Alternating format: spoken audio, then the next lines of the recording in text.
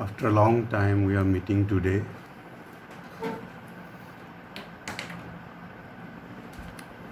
Maybe a month or so. In between, we had a lot of programs, so we couldn't continue. But we have resumed again. And today we are having a beautiful passage. I'll first read out, then we'll dwell upon this. Alive in a dead rotating universe, we whirl not here upon a casual globe, abandoned to a task beyond our force, even through the tangled anarchy called fate, and through the bitterness of death and fall. An outstretched hand is felt upon our lives. It is near us in unnumbered bodies and births. In its unslackening grasp, it keeps for us safe the one inevitable supreme result no will can take away and no doom change. The crown of conscious immortality, the Godhead promised to our struggling souls, when first man's heart dared death and suffered life. One who has shaped this world is ever its Lord. Our errors are his steps upon the way. He works through the fierce vicissitudes of our lives. He works through the hard breath of battle and toil.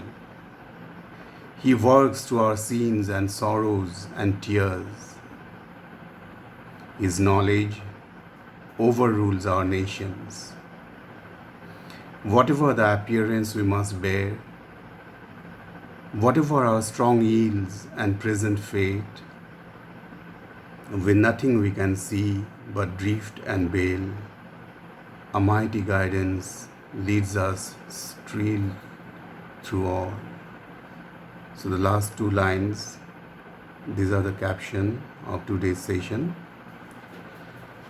So it's really beautiful when I go through this. Now, you see, alive in a dead rotating universe, we whirl not here upon a casual globe, abandoned to a task beyond our force. We who are in this apparently, seemingly purposeless or circling universe, we must remember that we are not here whirling here, in this casual globe. Behind this, there is a design, there is a purpose, and our globe is a part of a greater plan. And what is that plan? This plan is hailed by the divine, but he immediately does not reveal this greater plan in tits and beats. In a very slow motion, he lets us realize through our life, different experiences of our life, that greater plan which he holds in his bosom. And also, even through the tangled anarchy called fate, and before that, abandoned to a task beyond our force, we are also not given a task beyond our capacities and left to ourselves. In fact, you see, there is in our life disorder, confusion. Every now and then in our life, we find trouble and difficulties.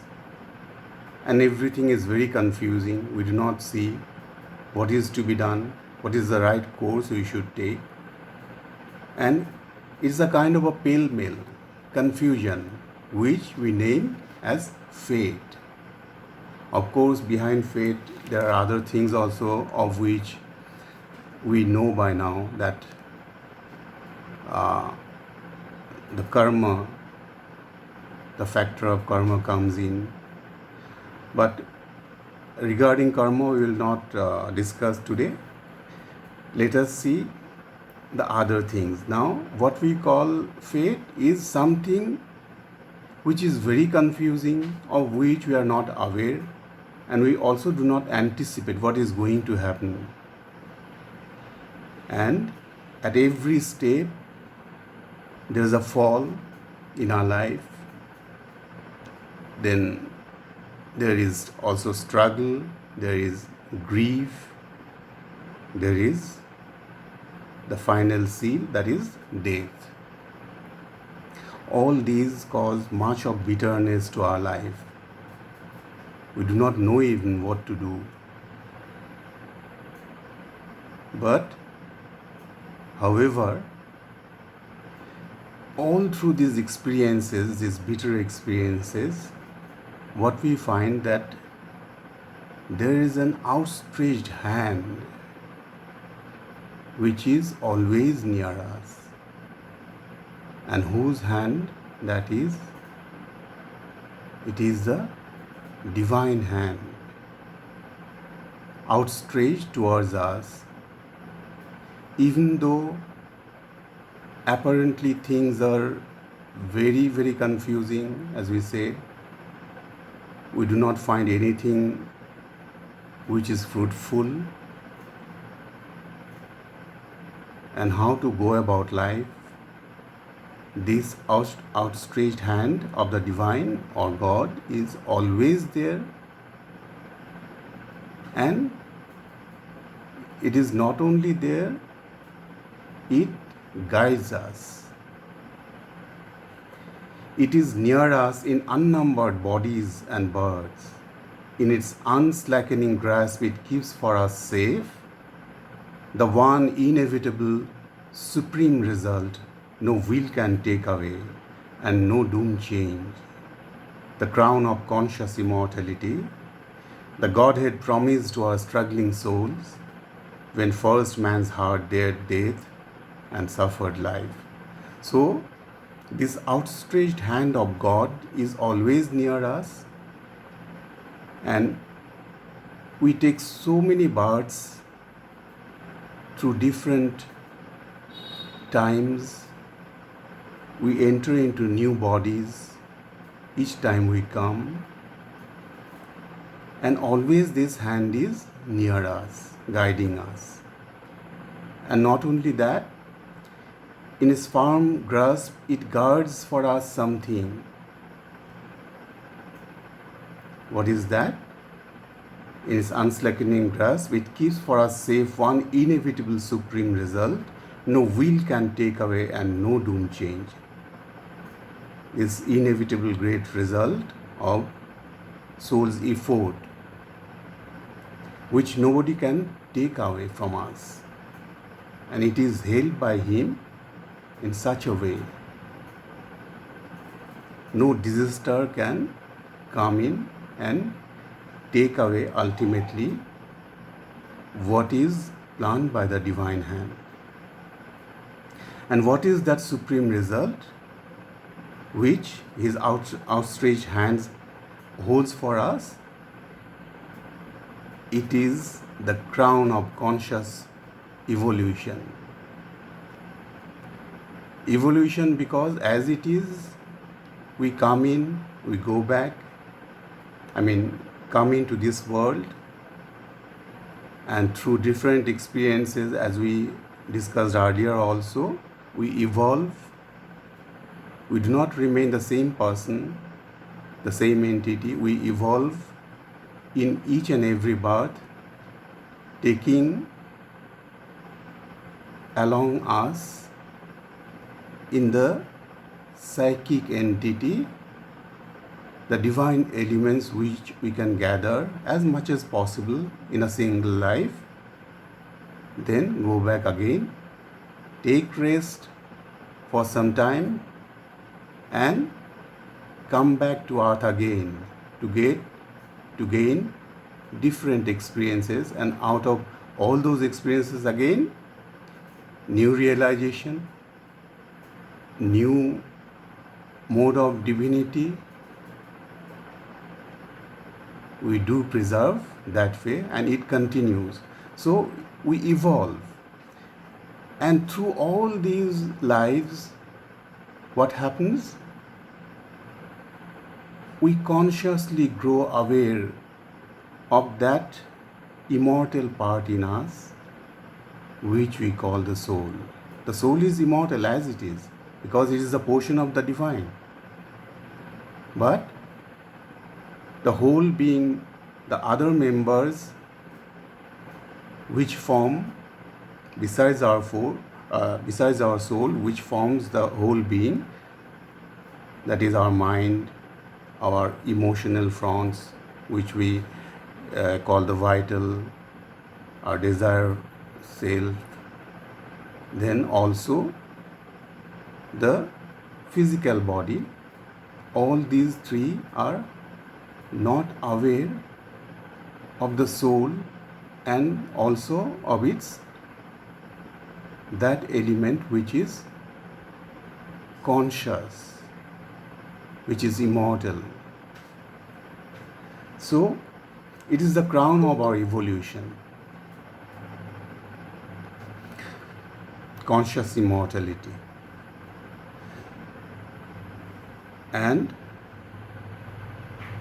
it is for us to realize this conscious immortality in these three domains of which we speak, the outer being, so that it becomes a whole. As it is, the soul is an immortal part and conscious of the supreme divinity, but along with it, the other frontal members also have to be conscious, and that is the goal of all the people living on earth. Although all the people are in different stages of evolution, but nevertheless moving forward always through different karmas, different experiences, and moving differently but towards the same goal, to go back to its origin, the soul,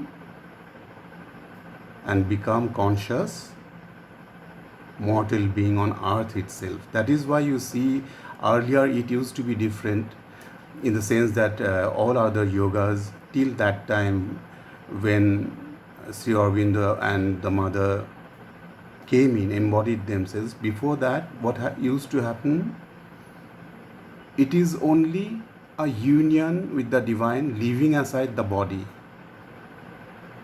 Till that time, it could not be imagined even that here itself on earth a divine life can be established, and it can be possible in our mind, in our vital fronts, and also in our body. But as if to teach us that it is possible, the supreme duo, Sri Aurobindo and the mother, came in, taking physical bodies, and also to show us that it is possible. Our life, this life itself, without leaving this body to dilapidate and going and merging with the divine up there, the time or those times have gone, and the time has come in this phase of evolution, birth nature, that we can do so, we can bring in a life divine in us only. So, the crown of conscious immortality, the Godhead promised to our struggling souls when first man's heart dared death and suffered life. And this is what was promised to it when the soul agreed to embody itself for man. It was promised to man by the divine that a time will come. Meanwhile, through all this confusion, all this suffering through which we go, always day in and day out in our life, and do not see any tangible result of our struggle, of our pain, of our sorrow, grief, and death, there is something which is guiding us from behind, not only watching us, watching every move of ours, but also meticulously planning each move, even through ignorance, even through this suffering, even through this tangled knot which we call fate, that a day will come when our whole being will be conscious of the divine, and that will be the culmination of a divine life in a divine body on earth. And then he says, one who has shaped this world is ever its Lord. It is not that God has created this world and has left itself to us to do whatever we like and suffer in the course of our life. It is not that. He guides us, He leads us, sustains us to the end of the journey, but because of ignorance, we do not see it happening. Our errors are His steps upon the way. He works through the fierce vicissitudes of our lives. Beautiful lines. He works through the hard breath of battle and toil. He works through our sins and sorrows and our tears. His knowledge overrules our nations. Whatever the appearance we must bear, whatever our strong ills and present fate, with nothing we can see but drift and bale, a mighty guidance leads us still through all. What does he say? He is quite aware of each one of us, how we are suffering in life, how, for that matter, the whole human race is suffering.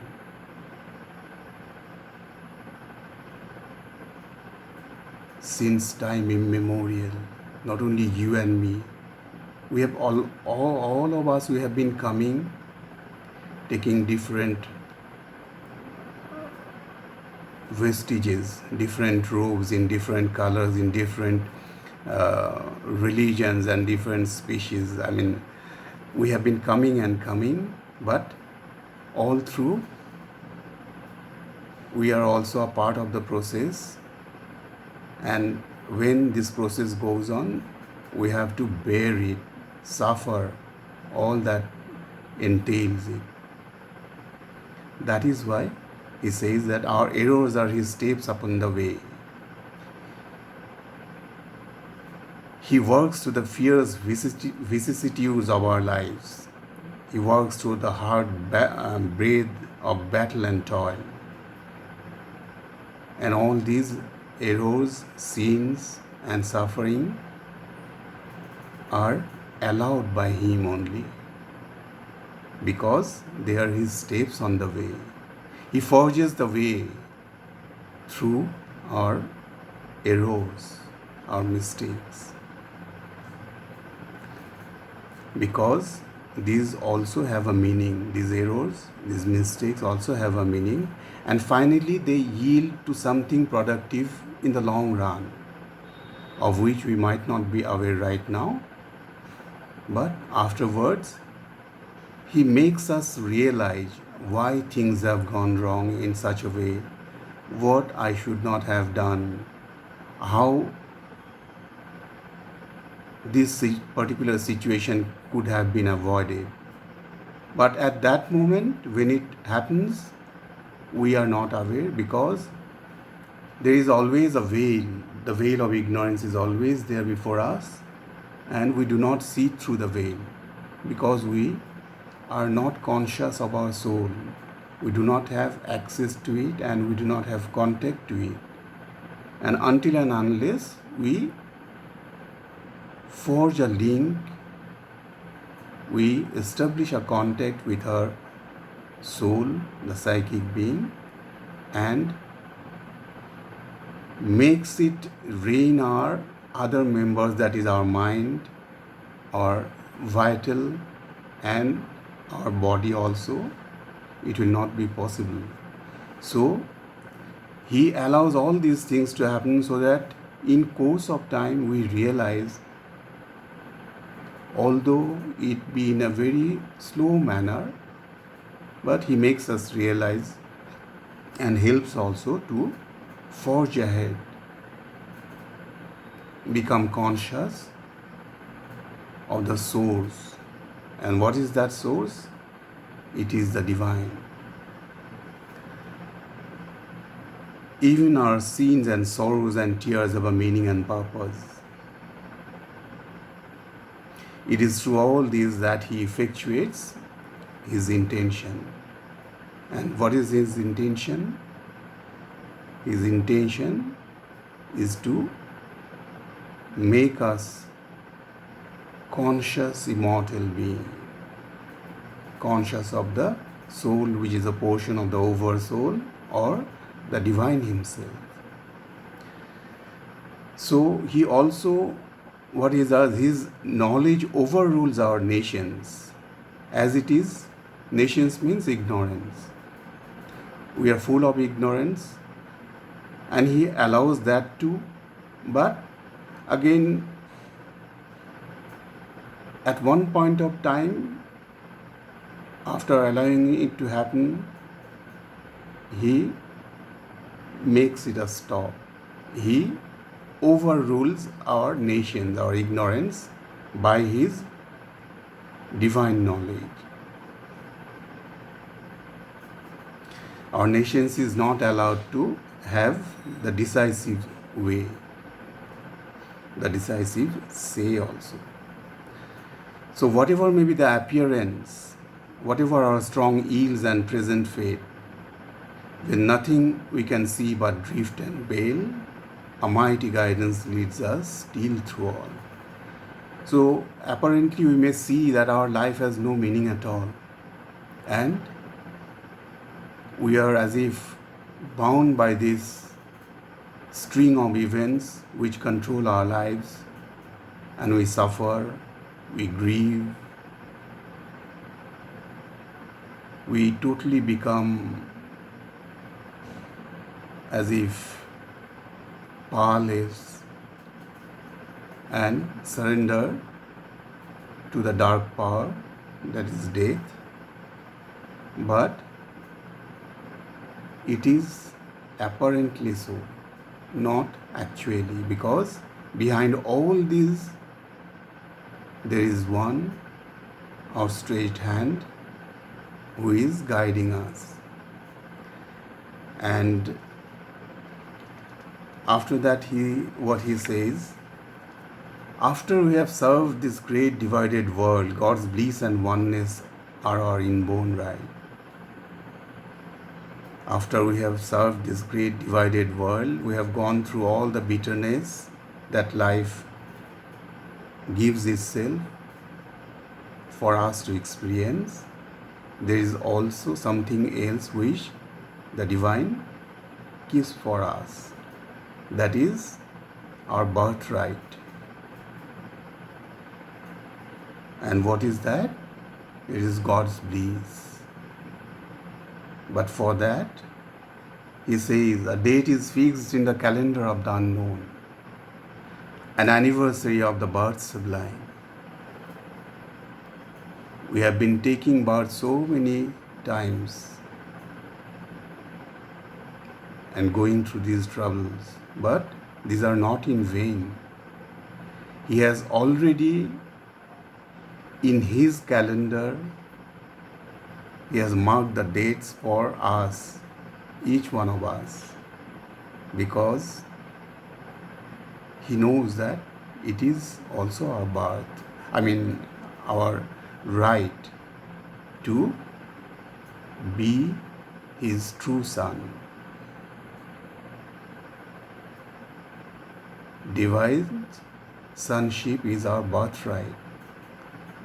So he already writes something in the calendar of the future, keeping a date for each one of us, that is the point where you will have to go.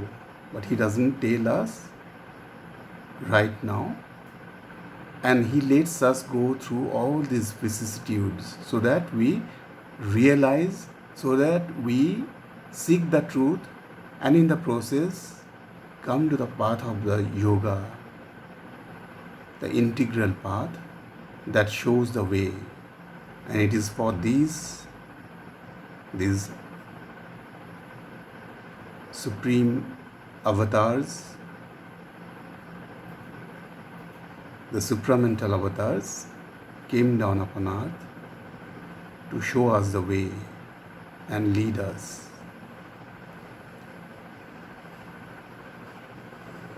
You might be aware, all of us are aware, that this is 150th birth anniversary of Sri Aurobindo. What a great event. But fortunately or unfortunately, the whole world doesn't know about it. What is this great event we talk about?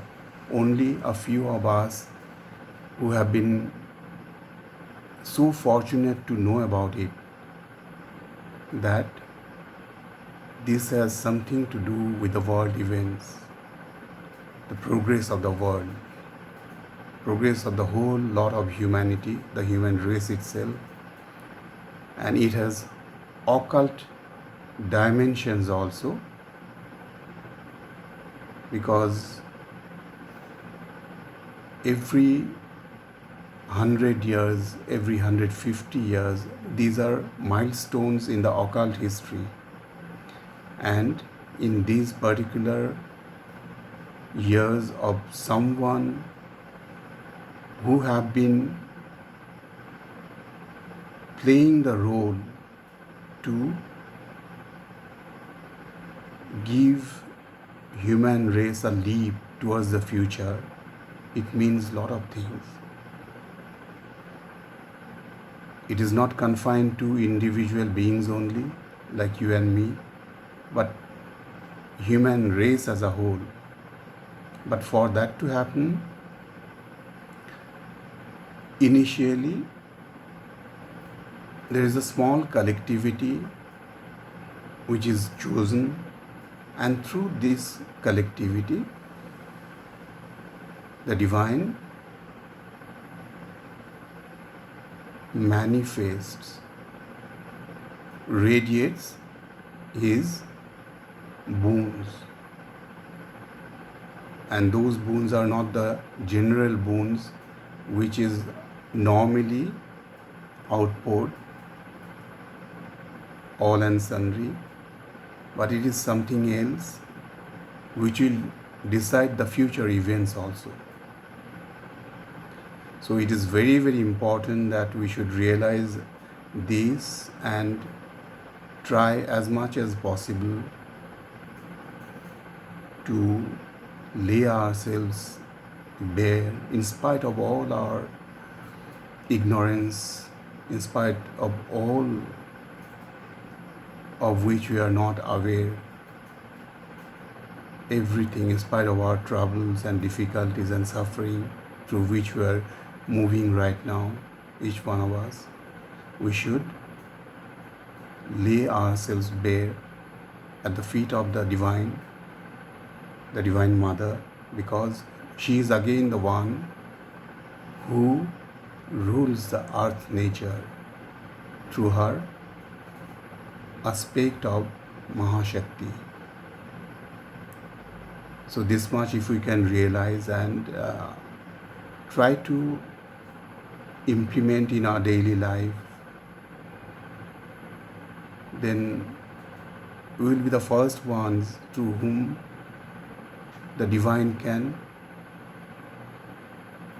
slowly manifest. As it is, the Divine manifests and working, but there needs to be instruments also through which it can be precipitated. And if we take the onus on us, it will be faster. So with this, we come to the conclusion today for this session, and we'll be looking forward to others also in future. Jai Ma.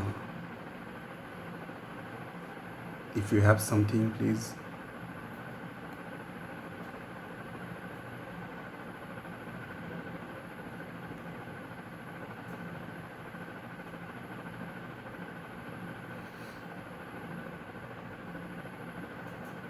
Okay then.